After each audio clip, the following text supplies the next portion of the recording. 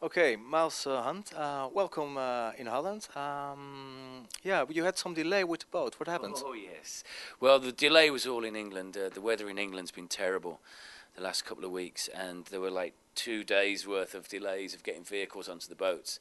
So we didn't get the boat that we wanted to get, but they got us on one and we made it. But we were pretty late. Yeah, it was pretty hairy. But we're here. Okay, and what are now your plans here? We have another 10 or 12 dates over. I think we're going to Germany tomorrow, and then we head our way down to Italy with Wayne Hussey still, and then myself and Erica go back to the UK to rehearse with the Wonder Stuff, and we have a Wonder Stuff show to play in Birmingham in England in December. Tonight there was a very small audience. How is that to play for? Well, for the acoustic thing, it's perfect, because if people want to call out for songs that they want, or they just want to crack a joke, you can hear it, and to me that's important for doing the acoustic show.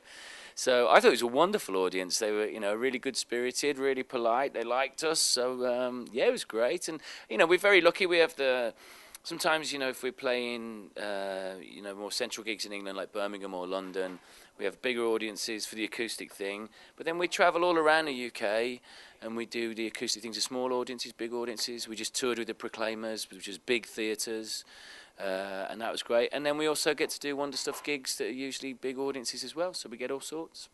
You have already a long career. You started in Pop Will Eat Itself.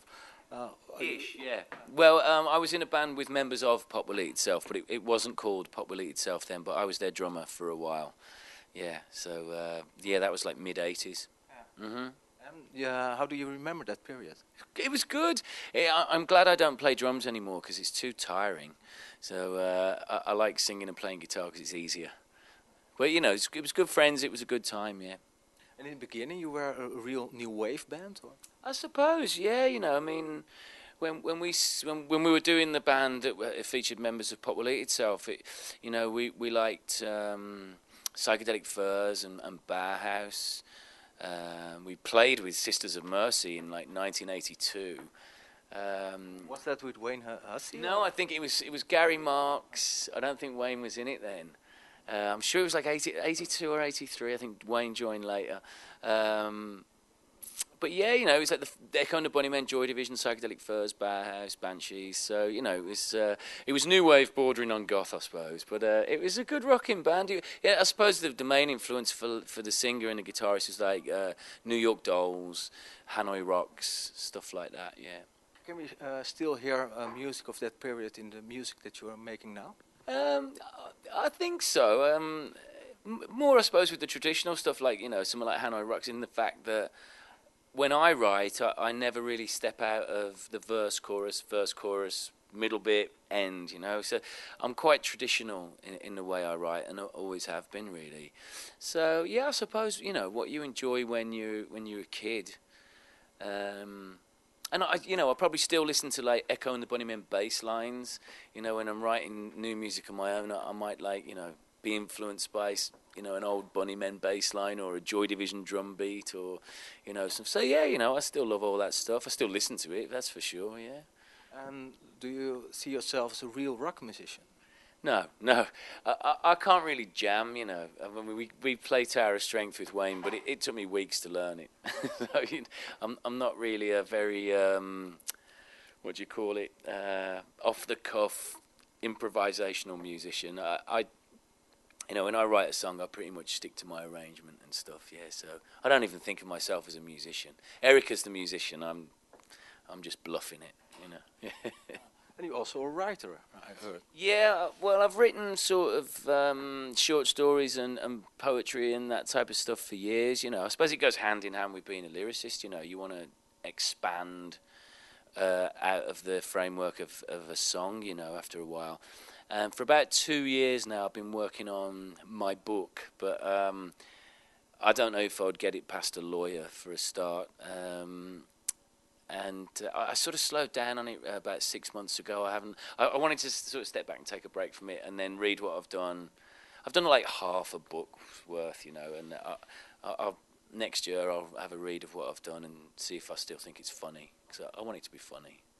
A funny book? Yeah. I mean, it's like, they're anecdotes and stories from my childhood, school days, and then through the period with the band, But essentially, I like them to be funny, But there are more pop musicians who are become a writer. Yeah. Nick Cave, for instance. Nick Cave's fabulous. Nick Cave's done some brilliant stuff. He did the was it the Ass and the Donkey or something? What was that one called? And the Ass or the Angel. That was right. Yeah, the Ass. I read that like in the early '90s, and he wrote the film The Proposition, which is brilliant.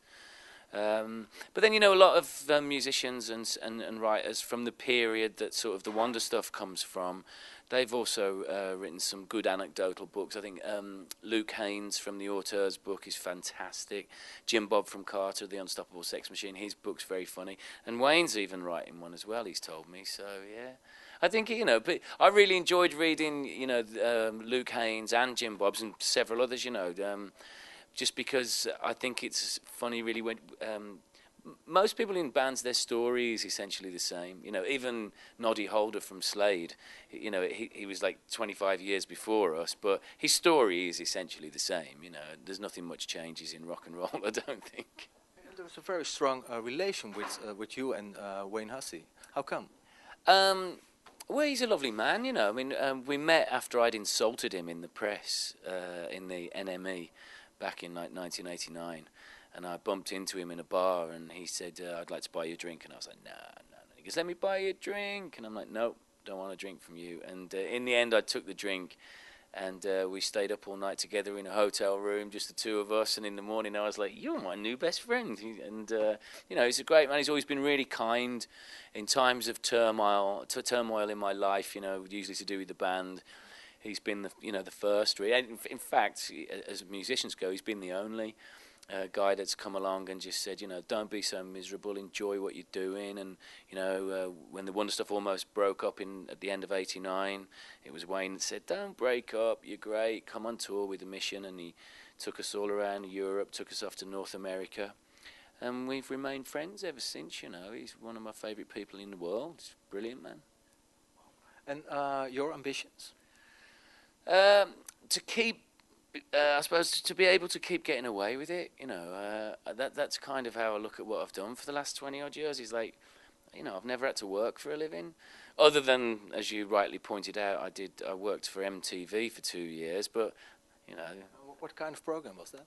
It was the 120 Minutes and Alternative Nation. I hosted those on MTV Europe when they used to show music, and so it was all Sunday nights for 2 hours.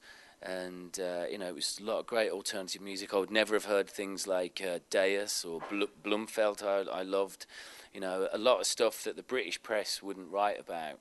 I'm huge fans of those bands just because of working at MTV. And it was a great time, and I don't look at it as work. I went to the office twice a week, and they gave me lots of free clothes, and it was great, Good luck. Thank you very much. Thanks very much. Cheers. Cheers. Appreciate Yo. it. Thank you.